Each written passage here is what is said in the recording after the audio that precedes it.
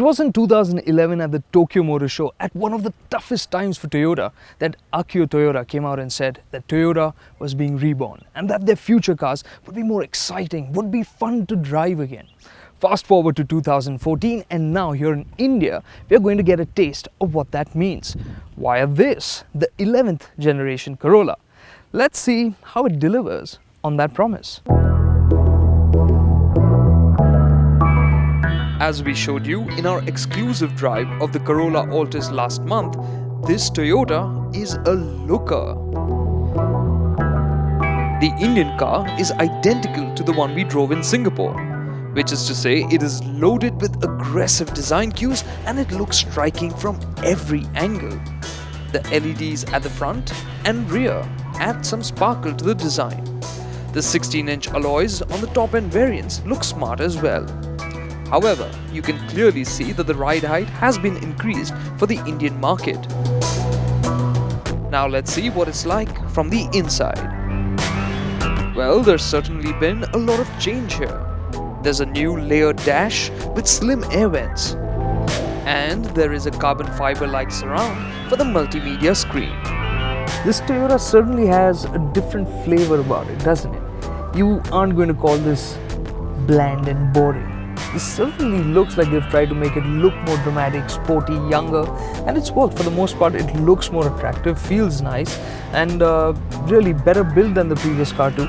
But when you compare it to some of its competitors, again, it just feels like it doesn't have that same air of quality and robustness as them. But this Toyota isn't lacking in features.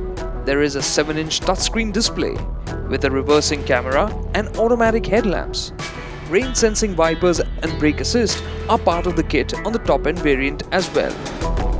Also included in the features list is a sunblind for the rear windscreen and reading lights for the rear bench.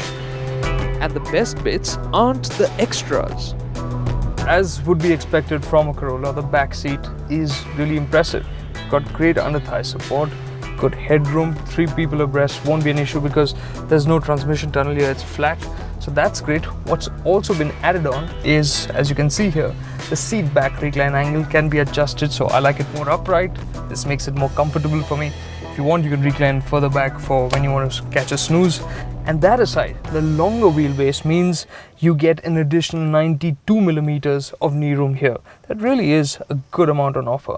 The only thing that I can see is missing here is a set of air vents dedicated for the rear passengers. Now let's see how this Corolla fares on the road, starting with the diesel. Now this diesel motor is not the one that you want to spend your time behind the wheel with. Well, that's because its 1.4 liters of displacement is the lowest in this class. And the resulting 87 bhp and 20.9 kilograms of torque are just too low when compared to any of its competition. And even though this motor has a variable geometry turbo, there is a fair amount of lag. And the motor feels quite dull under 2000 RPM in stop-go city traffic. The motor is the happiest between 2 and 3,500 RPM, so you have to work the gearbox a bit to keep it there. On the highway, you'll find that it does rev to 5,000 RPM, but there really isn't much point in it because it just gets loud and there really isn't any progress to match it. Overtaking on the highway will require care and planning. But thanks to the 6-speed gearbox, cruising at triple-digit speeds is a relaxed affair. The engine is thankfully vibration-free throughout the rev range. As before, the suspension setup is McPherson struts at the front and a torsion beam at the rear. However, the new setup delivers a more pleasing experience. What's really impressive is the ride quality. It just soaks up the bumps and potholes with this soft velvety feel, which is very enjoyable.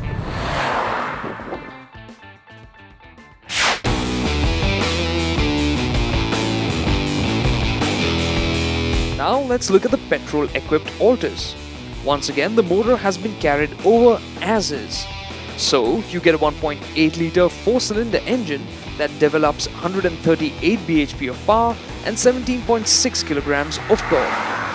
But there is a slight change, as the 7-speed CVT variant of the Altis now sports paddle shifts. Toyota claims to have changed the ratios for a more responsive drive as well. The paddle shifts add that sense of control and sportiness to the driving experience. When you tap at a paddle, the shifts are quick, prompt, but even then getting more performance out of the motor is a bit of a task. Put your foot down hard and the Corolla really strains and gasps. It feels best when driven with a light foot. But the Corolla Altis does feel more connected to drive because of some other reasons. At highway speeds, the Altis is composed, feels quite steady, but when you go over rough surfaces especially, you'll find that it doesn't have that unshakable feel of some of its European rivals. Because of the raised ride height, the Corolla Altis doesn't feel as sure-footed as we would have liked. And the new electric steering also feels a bit vague at highway speeds. Also, it isn't the most feelsome steering. But on the whole, it is a lot more reassuring to drive, as the steering gets more hefty at high speeds and it responds promptly to any inputs. So, does the new Corolla live up to all its promises? Well, it isn't quite fun to drive. The driving experience is hampered by motors that are dated when compared to the high-tech competition. And despite being more engaging to drive than the outgoing car, the Altis isn't as confident or unshakable as its European rivals. However, the new Corolla partly fulfills Akio Toyoda's promise. It has an emotional design and packs new levels of equipment. On top of all of this, it pumps up its traditional values of comfort, reliability, and efficiency.